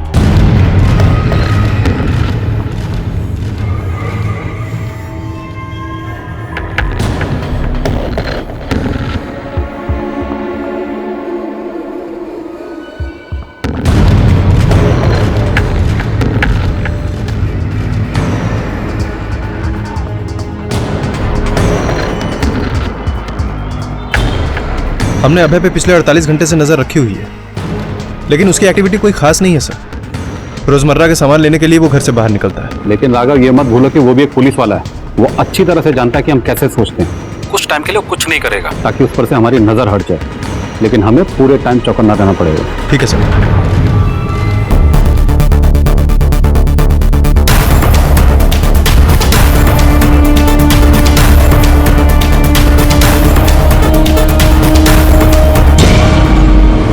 हेलो सर, पिछले 2 दिनों से लगातार एक बाइकर अभय के घर के सामने दिख रहा है और उसको फॉलो भी कर रहा है और अभी निकल भी रहा है सर। तो पीछा करो उसका। ठीक है सर। ओके, थोड़ा जल्दी। इसका नंबर नोट डाउन करो सर। MS02PF758 sir fast.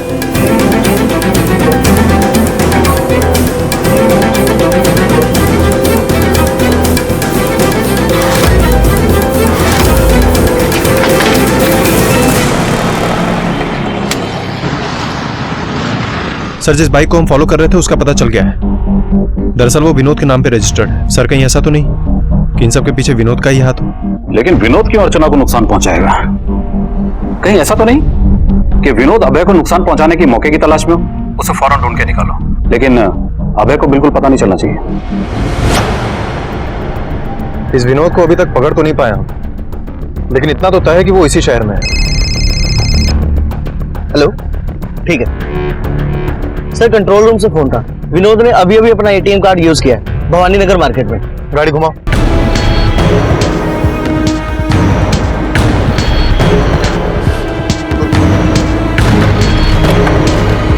सुनो। हाँ साहब। फोटो दिखाओ। ये आदमी कुछ देर पहले आया था क्या यहाँ पे? हाँ साहब, ये आदमी थोड़ी देर पहले यहाँ आया था। ठीक। विजय, इस एरिया में जितने भी पीसीआर हैं सबको अलर्ट कर दो। किसी को भी विनोद की बाइक दिखे वो तुरंत हमें लोकेशन भेजे। सर भवानी नगर के पास गांव देवी मंदिर के नजदीक वो बाइक पार्क्ड है।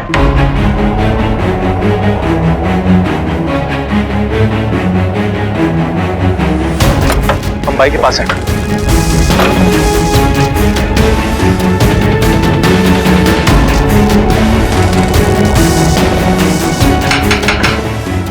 यार आओ। चल।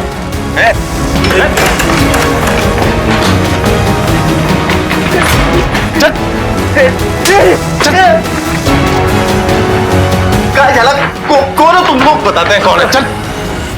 तो पुलिस को देकर भागा क्यों? सर मुझे थोड़ी पता था कि ये भाव पुलिस में। मुझे लगा उस अभय ने मुझे मारने के लिए गुंडे भेजे, इसलिए भागा था सर। तो चुपके क्यों बैठा था? सर वही सर अभय, एकदम येड़ा है वो।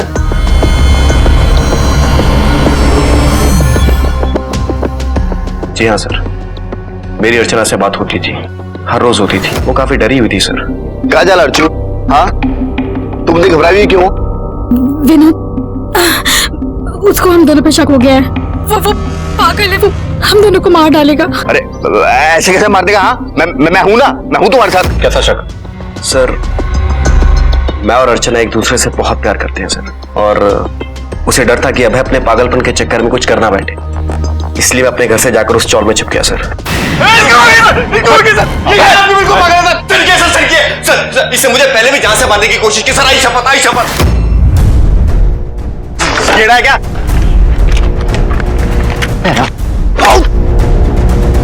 कान खोलकर सुन, अगली बार बोलूंगा नहीं, हड्डी तोड़ूंगा।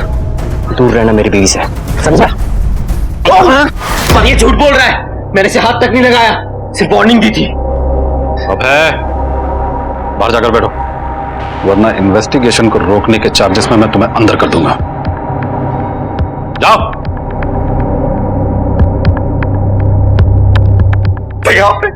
देखा ना सर, इसकी खोपड़ी हमेशा सटकी रहती है। और तो दूध का दूल्हा है। बैठ। Thank you sir. अच्छा तुम ये बता, अभय का पीछा क्यों कर रहा था? सर मुझे लगा उसने अर्चना को कुछ कर दिया है। मैं सिर्फ इतना ही पता करना चाहता था कि आखिर मेरी अर्चना है कहाँ। अच्छा, तो तू हीरो बन के खुद ही निकला था अर्चना को ढूंढने? और क्या करता सर मैं? तुझे अगर अर्चना की इतनी फिक्र थी तो तूने हमारे पास आकर उसकी कंप्लेंट क्यों नहीं की? सर अगर मैं कंप्लेंट करता भी तो क्या आप लोग मेरी बात मान लेते? आप सब लोग वर्दी वाले हैं, आप तो उसी की साइड लेंगे ना सर? तेरे पास तो हर बात का जवाब है। अच्छा ये बता, 5 अगस्त को कहाँ था? 6 से 10 बजे के बीच में। 5 अगस्त मैं शायद बीच पर था। हाँ सर, मैं बीच पर था, कंफर्म। अकेला बैठकर दारू पी रहा था। उस दिन मुझे अर्चना की बहुत याद आ रही थी और वो मुझसे मिलना नहीं चाहती थी, तो मैं दारू लेकर बीच पर चला गया। ठीक है, अभी तो तू जा सकता है, लेकिन शहर छोड़कर बाहर जाने की कोशिश मत करना। जी sir. Thank you sir. Raghav sir, मुझे इस पर बिल्कुल भी भरोसा नहीं है, क्योंकि इसके पास कोई सबूत भी नहीं है। इसके बीच पे जाने वाली बात को वेरीफाई करो। ठीक है सर।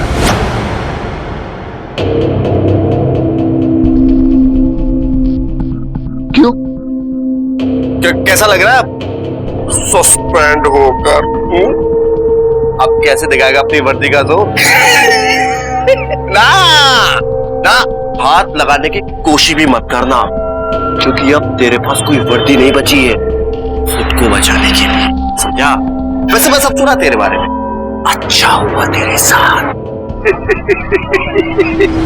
सर वहां से पता चला है कि विनोद सच बोल रहा था, क्योंकि वहां के लोगों ने उसे बीच पे जाते देखा है। वो बीच पर और कितनी देर रुका, ये तुमने पूछा नहीं? सर विनोद और अर्चना के बारे में कुछ बातें पता चली हैं। विनोद के सोशल नेटवर्किंग अकाउंट से, और मैंने उनके दोस्तों से बातचीत की है। उनके दोस्तों ने बताया कि कॉलेज के समय से ही विनोद अर्चना को लाइक करता था, लेकिन अर्चना ने अभय को चूज किया। और एक बात पता चली है सर, 2 महीने पहले ही विनोद की सगाई हुई थी किसी अर्पिता नाम की लड़की से। एंगेजमेंट तक सब कुछ ठीक था, सब कुछ नॉर्मल था। 6 महीने बाद शादी की डेट की बात चल रही थी कि अचानक। अरे मुझे मेरा पहला प्यार वापस मिल गया है। ऐसे में तुमसे शादी करना गलत होगा ना? होगा या नहीं?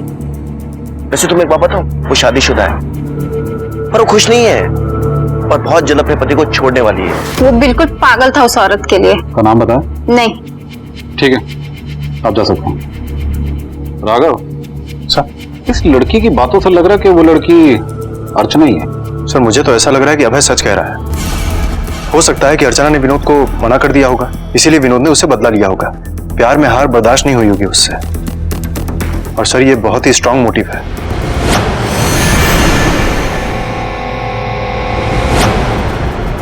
आज तुझे जिंदा नहीं छोड़ूंगा साले। रुक।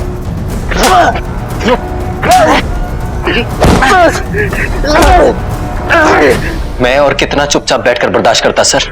मेरी बीवी है वो मुझे उसके रेप वीडियोस भेज रहा था सिर्फ ये जताने के लिए कि मैं उसे बचा नहीं सकता। उसे तो मैं जिंदा दफनाऊंगा। अबे मैं तुम्हारा गुस्सा समझ सकता हूं, लेकिन तुम समझने की कोशिश क्यों नहीं कर रही हो? हमारे पास विनोद के खिलाफ कोई सबूत नहीं है। वो चिल्ला रही थी, मुझसे मदद की भीख मांग रही थी, लेकिन आप ये नहीं समझेंगे। विनोद ने तुम्हारे खिलाफ असॉल्ट का केस दर्ज करवाया, अरेस्ट तो तुम्हें करना ही पड़ेगा। देखो हमने अभय को अरेस्ट कर लिया है, वो भी तुम्हारे चार्ज पे। क्या होगा उससे? वो फिर बिल पर छूट जाएगा और आकर मुझे जान से मार देगा। आप लोग बस पंचनामा बनाते रहना। नहीं सर नहीं, अभी मेरे को पुलिस प्रोटेक्शन चाहिए मतलब चाहिए, वरना मैं अच्छे पुलिस डिपार्टमेंट के ऊपर केस करेंगे। सर हम तुम्हें प्रोटेक्ट करेंगे, लेकिन उससे पहले हमें तुम्हारा मोबाइल चाहिए, चेक करना है। वाह सर वाह, इधर मेरे ऊपर जानलेवा हमला हुआ है और आप लोग मेरे को ही क्रिमिनल के जैसा ट्रीट कर रहा है। आपको मेरा फोन चाहिए ना सर? मैं देगा आपको अपना फोन, पर पहले मजिस्ट्रेट साहब का वारंट लेकर आइए। अच्छा, मजिस्ट्रेट का वारंट देकर देगा फोन? हाँ, ऐसा क्या छिपा रहा है? अबे तुम्हारा फोन चाहिए, फौरन से कभी है। मैं नहीं दे सकता, उसमें मेरी बीवी का वो वीडियो है। बात को समझो अबे, ये वीडियो ही हमारे पास एक ऐसा एविडेंस है जिसे आईटी को दिखाकर मैसेज को ट्रेस किया जा सकता है कि कहां से आया है। सर अभय को जो वीडियो मिली है उससे ये बात तो कंफर्म है कि अर्चना अभी तक जिंदा है, लेकिन है कहां? उस विनोद पर कड़ी निगरानी रखो। अगर विनोद इन सबके पीछे है, उसके सहारे हम अर्चना तक पहुंच सकते हैं। इस रेपिस्ट की तस्वीर मुंबई के सभी थानों में सर्कुलेट करवा दो और हमारे रिकॉर्ड में सेक्सुअल ऑफेंडर्स की लिस्ट भी चेक करो। सर मैं अभय की बेल कराने आया। अभय पर यह असॉल्ट का दूसरा मामला है, हम उसे इस तरह रिलीज नहीं कर सकते। सर उसे कस्टडी में रखने के लिए आपको मजिस्ट्रेट के ऑर्डर की जरूरत पड़ेगी। फिलहाल ये रहे उनके साइन किए हुए ऑर्डर उनकी रिलीज के लिए।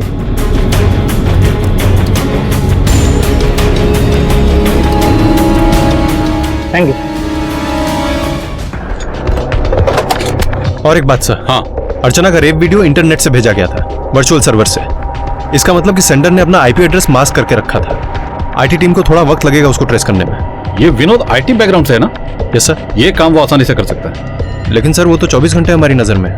तुम एक काम करो, वीडियो में जो रेपिस्ट है उस पर फोकस करो। अर्चना को किडनैप करने से पहले किडनैपर ने उस पर नजर रखी होगी, हो सकता है शायद उसे किसी ने देखा हो। ठीक है सर।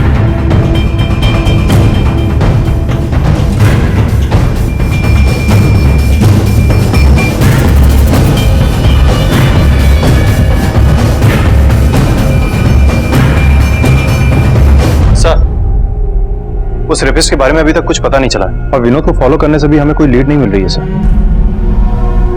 राघव, केस कितना भी पेचीदा क्यों ना हो, सॉल्व तो हम कर ही लेंगे।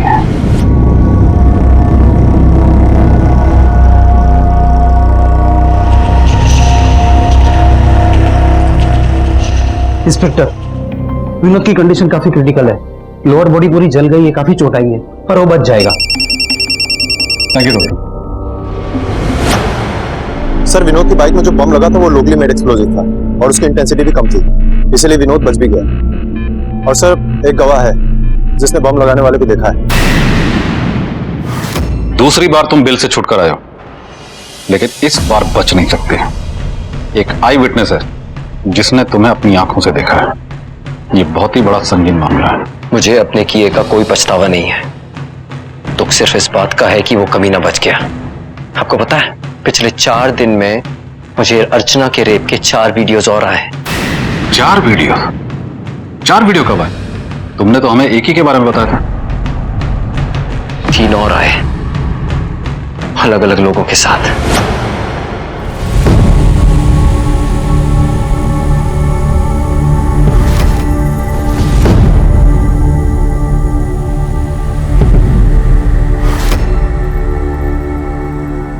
आज महंगा से मेरे लिए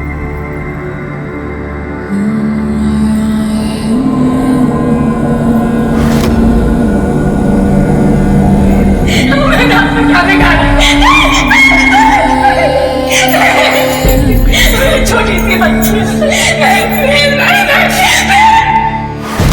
उसके बाद अगले दिन मुझे करीब उसी टाइम पर एक और वीडियो आया जिसमें वो तीसरा रेपिस्ट था।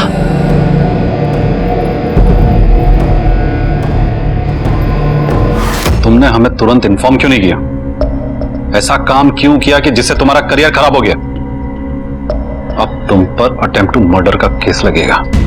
अभय के साथ जो हुआ वो बहुत ही बुरा था, लेकिन अभय के प्रतिशोध की चाह ने, या फिर यूं कहें अपनी पत्नी को ढूंढ निकालने के जुनून ने उसे अपराधी बना दिया था। क्या अभय विनोद के बुने हुए जाल में फंस रहा था, या फिर कोई और उसे इस राह पर जाने के लिए मजबूर कर रहा था, या फिर आक्रोश में उठाया गया उसका कदम अपने परिवार की जिम्मेदारी ना निभा सकने का उसका अपना अपराध बोध था? सर, जिस मोबाइल से वीडियो शूट किया गया है वो ट्रेस हो गया। हेलो सर, जिस नंबर से वीडियो भेजा गया था उसका पता चल गया है। वो नंबर अभय के ही नाम से रजिस्टर्ड है और सर उसकी लास्ट लोकेशन इसी पुलिस स्टेशन की थी। मुझे अब किसी चीज से कोई फर्क नहीं पड़ता। मुझे बस मेरी अर्चना वापस चाहिए। मेरे सर पे खून सवार है, और हाँ, ना ही मैंने कोई नंबर लिया था और ना ही मैंने अर्चना के साथ कुछ किया है। उसने मुझे फंसाया है। विनोद के घर, ऑफिस, सब जगह अच्छी तरह से छान लिया। उसके सारे बयान को अच्छी तरीके से वेरीफाई कर लिया, लेकिन हमें उसके खिलाफ कुछ भी नहीं मिला। सर, जिस मोबाइल से वीडियो अपलोड किया गया है उस मेटाडेटा के हिसाब से 5 अगस्त को वो मोबाइल फोन 7 घंटे के लिए चारकोप गांव में देखा गया है। ठीक उसी समय सर अर्चना किडनैप हुई थी और उसका पहला रेप वीडियो भी बनाया गया था। शायद हो सकता है सर वो अभी भी वहीं हो।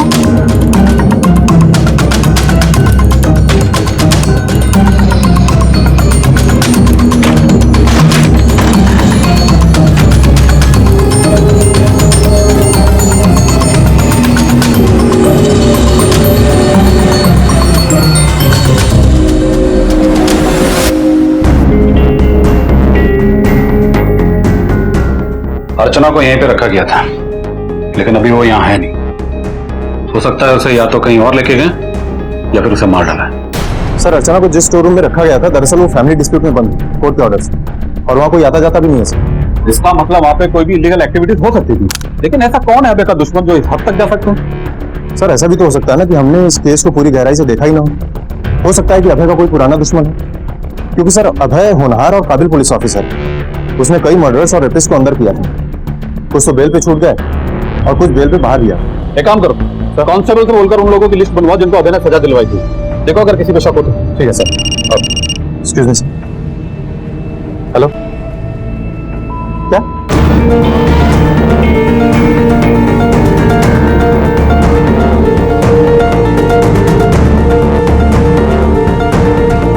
इसका चेहरा तो अर्चना से मैच करता है। बॉडी को पोस्टमार्टम के लिए भिजवा दो। शिनाख्त के लिए अभय को बुलाते हैं।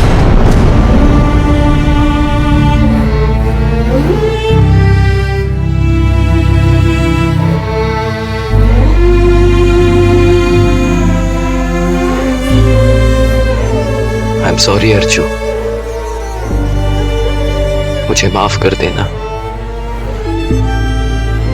मैं तुम्हारा ख्याल नहीं रख सका, तुम चिल्लाती रही और मैं तुम्हारी मदद भी नहीं कर पाया।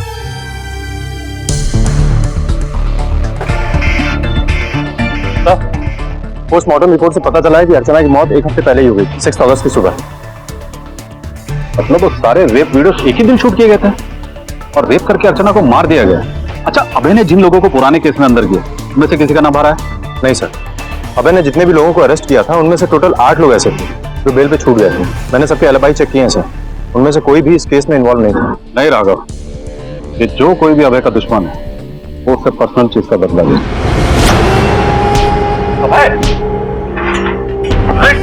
क्या कर रहा है ये? छोड़ो, छोड़ो।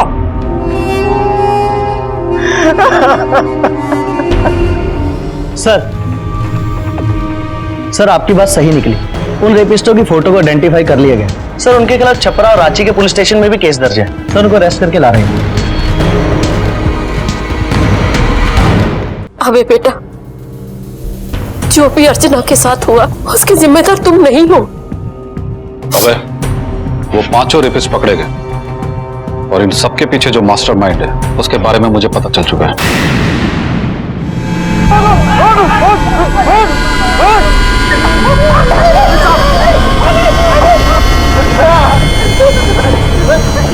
तूने जिन क्रिमिनल्स को पुलिस प्रोटेक्शन देने के बहाने अर्चना का रेप करवाया, उन लोगों ने कबूल कर लिया है कि मास्टरमाइंड तू ही था।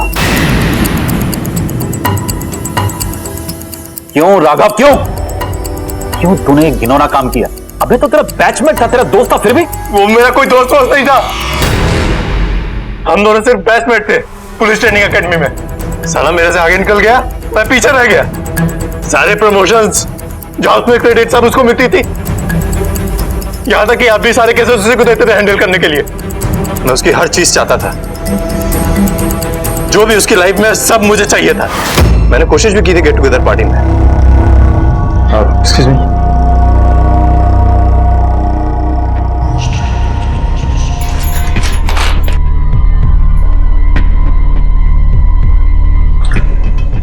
भाभी,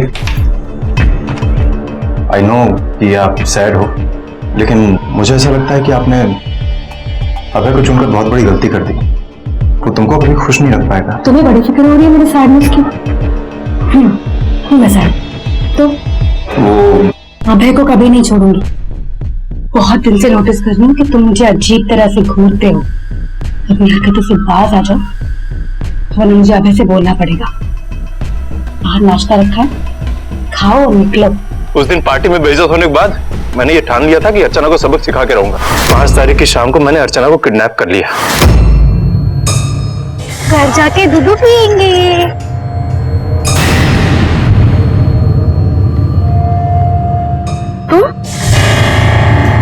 जो इंसान दूसरे की तरह बनना चाहता है वो सिर्फ इसलिए क्योंकि उसकी खुद की कोई आइडेंटिटी नहीं होती है। राघव की ईर्ष्या ने अभय की जिंदगी तबाह कर दी, सिर्फ इसलिए कि अभय राघव से ज्यादा प्रतिभाशाली था, ज्यादा सफल था। ये कहानी हमें सवाल करने पर मजबूर करती है कि क्या हम किसी भी कीमत पर सफलता पाना चाहते हैं? अपनी प्रतिभा, अपने हुनर पर कामयाब होने का हक सबको है। ये वो कसौटी है जहां आपकी मेहनत, आपकी लगन आपको दूसरों से अलग करती है। इसी विचार के साथ अब मैं अनूप सोनी आपसे विदा लेता हूं। फिर मुलाकात होगी अगले एपिसोड में एक और चौंका देने वाले केस के साथ। तब तक अपना और अपने परिवार का ख्याल रखें और देखते रहें क्राइम पेट्रोल डायल 100। सबक एक को सीख हम सबको। जय हिंद। इस तरह के और भी एपिसोड देखने के लिए हमारे चैनल को सब्सक्राइब करें और बेल आइकन दबाना ना भूलें।